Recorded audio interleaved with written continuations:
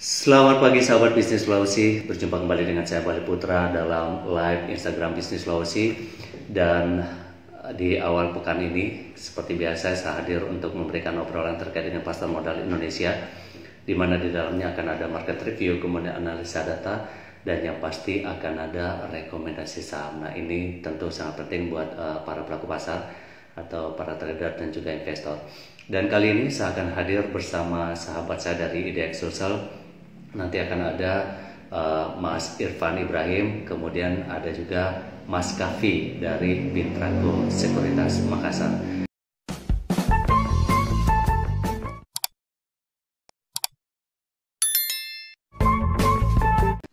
Selamat pagi, Bli. Selamat pagi, Mas Irfan. Pagi Mas Kavi, pagi juga Mas Irfan. Oke, Mas Irfan, langsung saja kalau kita ngobrol masalah market review nih, Mas Irfan, seperti apa perdagangan kita terutama pada penutupan di pekan lalu. Nanti kita pakai acuan untuk bagaimana sih sebetulnya analisa kita untuk perdagangan hari ini. Silakan Mas Irfan. Oke, terima kasih terima kasih sahabat bisnis Sulawesi ya yang sudah join ya. Mendengarkan kita setiap hari buat sharing sedikit mengenai review market kita ya setiap hari. Nah, sebelum membahas sedikit mengenai pergerakan market kita di hari Jumat kemarin, saya mungkin mau melihat secara umum ya bagaimana sih market kita bergeraknya di minggu lalu ya. Kita bahas dulu secara mingguan seperti apa sih market kita ya untuk minggu lalu. Nah, kalau kita lihat untuk minggu lalu ya, pergerakan indeks kita ya, komposit indeks kita perkembangannya dari pasar saham domestik pada akhir pekan lalu menunjukkan kalau komposit indeks kita ya, IHSG kita ditutup melemah gitu ya. Jadi dalam satu minggu ada pelemahan sekitar 1,20% dibandingkan dengan penutupan di minggu sebelumnya ya, 1.645. Dari level pekan sebelumnya kita tahu di pekan sebelumnya itu levelnya di 6.726. Jadi secara mingguan mostly ada penurunan penurunannya di 1,20%. Tapi kalau kita lihat rata-rata nilai transaksi harian kita ya, untuk pekan lalu ada peningkatan ya. Jadi di pekan lalu itu transaksi harian kita value-nya di 12,06 triliun. Kalau kita bandingkan di pekan sebelumnya kan di angka 11,52 triliun secara rata-rata ya untuk pekan sebelumnya. Tapi kalau kita tarik sejak awal tahun ya rata-rata transaksi kita sekarang di angka 12,09 triliun ya secara harian. Nah, sementara pekan lalu investor asing walaupun indeksnya turun 1,20%, investor asing masih net buy. Lalu kalau kita lihat secara harian kan kadang ada net buy, kadang net sell, tapi secara akumulasi untuk pekan lalu ada net buy sebesar 195,48 miliar untuk seminggu nih transaksi asing. Kalau kita akumulasikan dari awal tahun, berarti angkanya sekarang sudah 6,20 triliun. Kalau kita lihat sebetulnya market kita secara IHSG turun 1,20% ya.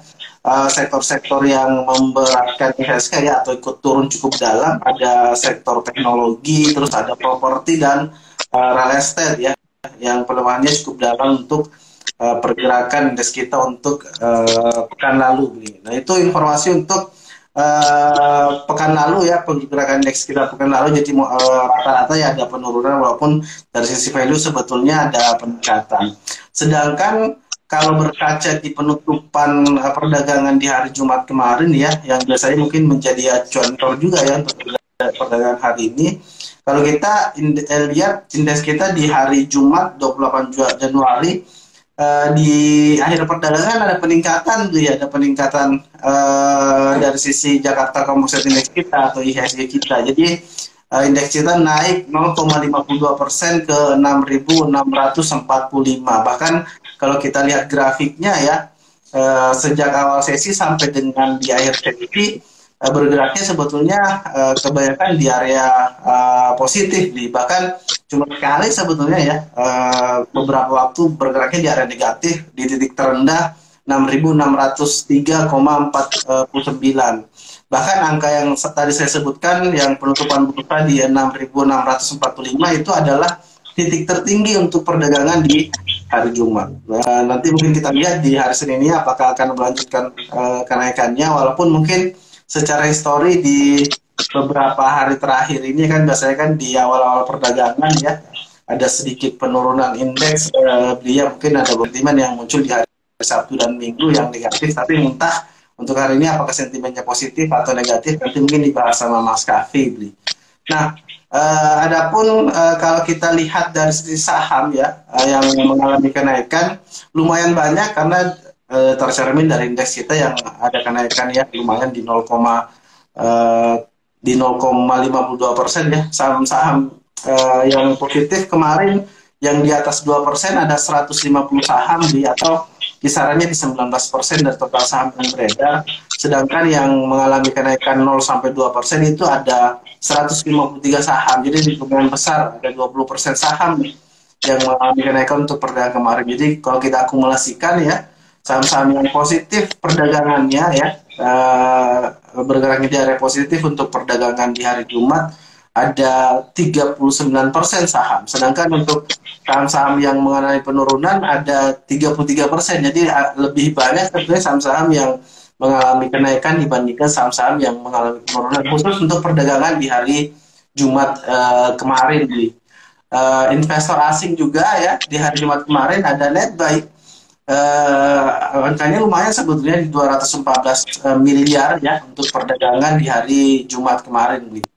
Saham-saham yang mengalami kenaikan untuk perdagangan di hari Jumat yang paling signifikan sebetulnya ada transportation dan logistik ya, bahkan lumayan gede nih kalau dari sisi sektoral angkanya di 4,34%, diikuti oleh sektor teknologi yang naik 2,19% ya. Jadi itu dua teratas sektoral yang mengalami kenaikan di perdagangan di hari Jumat kemarin. Adapun sektor yang mengalami pelemahan cukup dalam, kalau kita lihat cuma ada dua saham sebetulnya yang mengalami pelemahan ya. Ada dua sektor yang mengalami pelemahan di perdagangan kemarin. Itu adalah sektor healthcare ya, yang mungkin beberapa hari sebelumnya ada kenaikan, jadi kemarin turun tipis di 0,29%.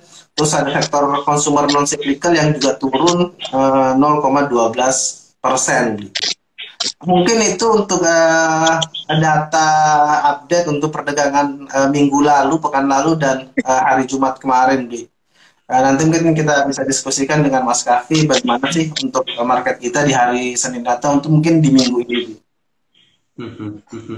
Oke, terima kasih Mas Irfan. Mas Kafi, kalau misalnya kita melihat histori atau sejarah dalam selama Januari 2022 ini, seperti juga disampaikan oleh Mas Irfan tadi bahwa di awal pekan itu indeks kita pergerakannya melemah atau bergerak di zona merah di situ.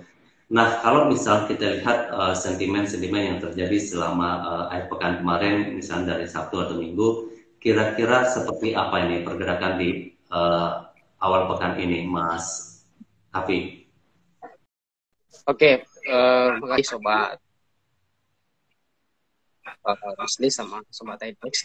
Jadi memang kita lihat pergerakan di minggu lalu ya, walaupun secara ini masih mengalami penurunan, tapi hari perdagangan dalam seminggu ya kita mampu ditutup menguat ya, dimulai dari hari Rabu sudah ada mulai rebound sampai di perdagangan Jumat kemarin itu mengalami tren positif ya untuk ISG-nya kita.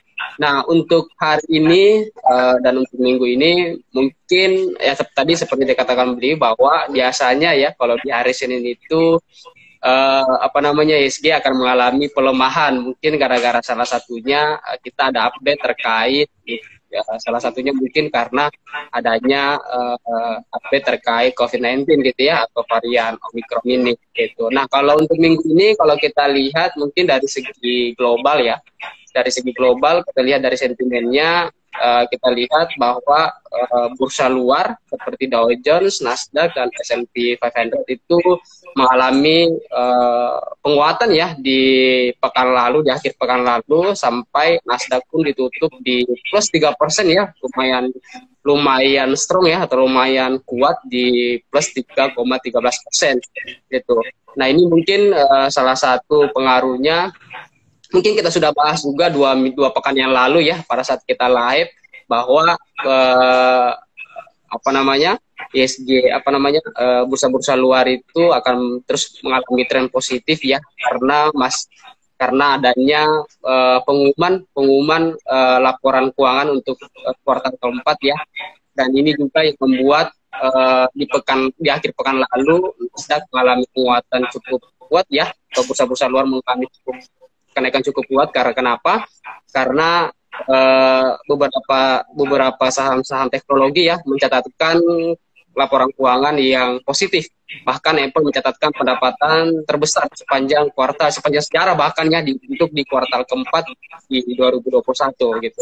Nah, ini yang bisa membuat mudah-mudahan akan sejalan juga dengan tren positif ISG kita untuk pekan ini. Ya, memang kalau untuk dari segi domestik sendiri mungkin ada beberapa sentimen yang perlu dicermati oleh beberapa investor ya.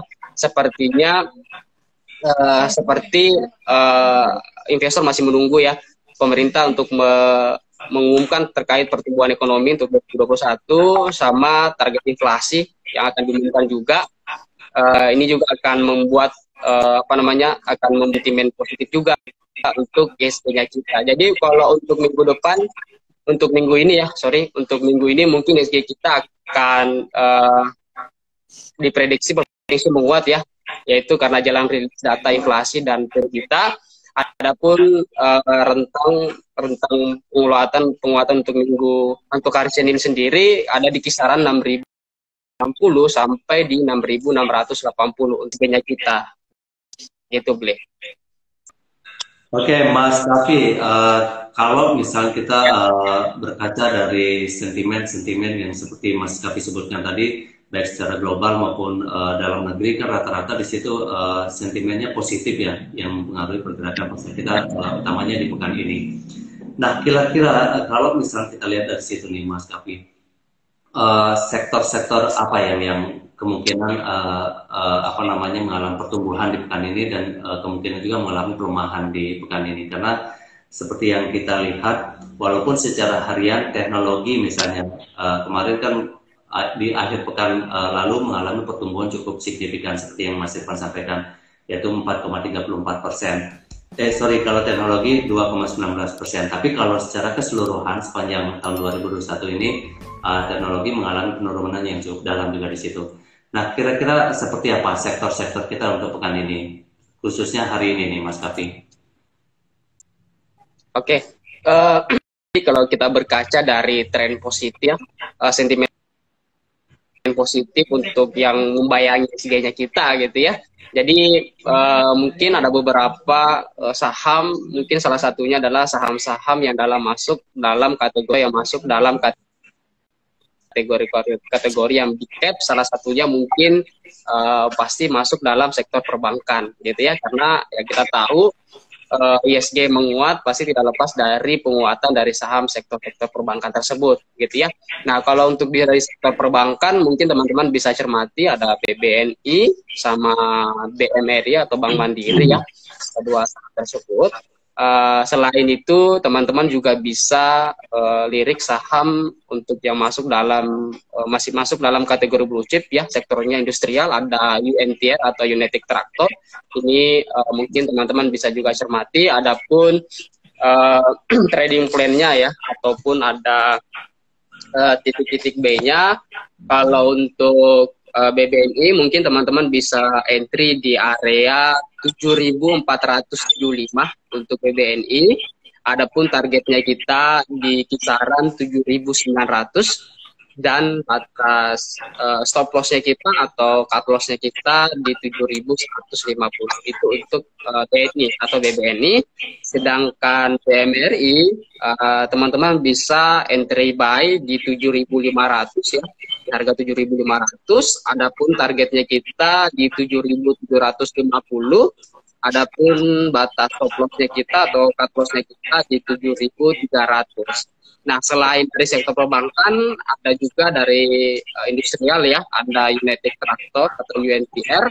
Teman-teman bisa pantau atau entry buy di harga 23.100 untuk UNPR, adapun targetnya di 23.900, adapun batas stop loss-nya atau cut loss-nya di 22.700. Nah, mungkin ketiga saham ini yang menarik ya, Bli, apalagi khususnya di hari Senin ini yang teman-teman bisa cermati untuk perdagangan hari Senin ini sampai mungkin di pekan ini gitu, Bli. Karena kita tahu beberapa sentimen positif juga yang membayang-bayangi pergerakan IHSG kita. Mungkin salah satunya juga ya kita tahu di bulan-bulan ini sampai bulan depan kan juga akan ada rilis laporan keuangan gitu ya. Nah, diperkirakan di kuartal keempat ini akan cerah gitu ya terkait laporan keuangan perusahaan tersebut gitu. Nah, adapun mungkin saham sektor yang perlu teman-teman hindari ya, atau mungkin masih wait and see dulu, itu mungkin ya kita tahu masih ada di saham-saham sektor properti gitu ya. Properti ini masih maupun konstruksi ini masih kita wait and see dulu, belum ada tanda-tanda pembalikan arah. Tapi kalau sentimen, sebenarnya sentimen sudah banyak gitu ya. Apalagi salah satunya kita tahu baru-baru ini ibu kota kita sudah fix ya akan dipindahkan. Nah, ini merupakan salah satu sentimen positif untuk sektor properti maupun konstruksi. Tapi memang dari segi teknikal ini belum menunjukkan area pembalikan arah. Jadi mungkin untuk sementara wait and see dulu. Untuk teman-teman masih bisa cermati di dalam dulu gitu. Itu mungkin, Bli. Oke, kalau kita bicara masalah beberapa sentimen seperti tadi secara global maupun domestik. Nah, kalau misalnya kita lihat besok nih bursa libur nih, kira-kira ada nggak pengaruhnya perdagangan kita hari ini? Ya, kalau hari ini mungkin nggak, Bli ya. Mungkin kalau minggu lalu iya. Biasanya gini, Bli. Kita kan kalau di bursa itu biasa kayak bulan Natal atau ya apa namanya hari raya lah gitu ya. Hari raya itu biasanya orang melakukan penjualan karena kan kita settlement-nya atau penyelesaian itu T+2 gitu ya. Jadi biasanya orang jualan ya mungkin kalau hari ini mau ditarik karena besok liburan ya paling jualannya di minggu lalu, Bli, supaya bisa ditarik hari ini gitu ya. Karena kalau hari ini baru mau jualan dia nggak bisa pakai untuk liburan besok gitu kan, gitu. Makanya kalau untuk hari ini, kalau untuk sentimen besok sepertinya nggak terlalu mempengaruhi sih, Bli. Gitu. Oke, kalau Mas Irfan sendiri apa yang bisa disampaikan ini, Mas Irfan? Oke, paling saya mau bahas sedikit terkait mengenai yang lagi rame, Bli, ya, yang dibahas dalam beberapa hari terakhir, Bli, ya. Oh ya. Ya, mengenai beberapa produk nih yang mungkin lagi dibahas banyak orang ya. Kita tahu kan di 2020 tepatnya saham mulai orang kenal nih. Terus setelah itu bermunculan beberapa produk mungkin yang dianggapnya sebagai instrumen pasar modal karena mungkin mirip-mirip, misalnya mulai muncul kripto misalnya, Bli, ya. Terus ada NFT kemarin ya yang Gosali itu ya yang orang mulai bahas. Terakhir mengenai binary option ya, ini lagi ramai juga nih binary option yang kemarin dianggap sebagai judi. Nah, ini mungkin yang perlu diperhatikan oleh masyarakat kita bahwa semakin banyaknya produk-produk atau tawaran investasi yang ada di luar, harus hati-hati terhadap penawaran-penawaran tersebut ya, karena kan ada beberapa yang mungkin legal, ada yang mungkin investasi bodong. Ya, kalau saran kami sih pilihlah produk yang dari sisi legalitas terjamin ya, minimal tahu siapa regulatornya ya, tahu produknya seperti apa dan resikonya seperti apa. Itu mungkin yang coba dilakukan oleh bursa ya. Kalau dulu kita nabung saham ya, sekarang mungkin agak berbeda karena kita tahu semakin banyak perkembangan investor retail kita ya. Mungkin tagline-nya sudah sering kita sampaikan, ada 3P ya, paham, punya, pantau. Jadi bukan lagi mungkin mengejar jumlah investor yang besar juga, tapi juga yang berkualitas. Jadi kembali lagi saya ingatkan, ketika memilih jenis investasi, walaupun bukannya hanya di pasar modal ya, tagline ini sebetulnya cocok di jenis investasi apapun ya, harus dipahami dulu. Ketika paham, benar-benar paham, baru ikut ya, ikut serta melakukan proses pembelian atau menjadi investor di produk tersebut. Jadi paham dulu baru punya. Setelah itu harus tetap dipantau, karena kita tahu sekarang kan ada banyak sekali produk-produk yang mengatasnamakan investasi, termasuk kemarin yang lagi ramai itu ya mengenai binary option itu, dan NFT ya sempat dibahas. Jadi tetap harus hati-hati, yang mana yang legal, yang mana yang bodong ya, harus tetap hati-hati. Mungkin seperti itu, Bu.